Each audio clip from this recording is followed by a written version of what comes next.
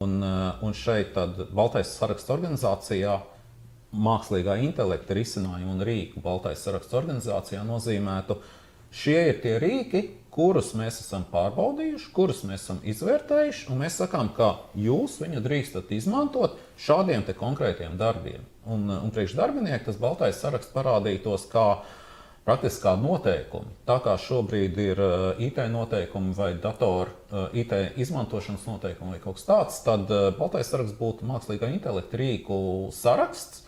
Šos jūs drīkstat lietot, bet arī ne pilnīgi visām. Piemēram, šo rīku jūs drīkstat izmantot prezentāciju veidošanai ar publisko informāciju, bet jūs nedrīkstat šo te rīku izmantot personas datu apstrādēji un prezentāciju veidošanai personas datiem, piemēram. Un tad tas ir tas iestādes uzdevums izvēlēties, kurus rīkus mēs izmantojam, un iekļaut viņus tādā sarakstā un pateikt, ar kādu informāciju un varbūt arī kuras lomas, ar kādu informāciju drīkst tos rīkus izmantot.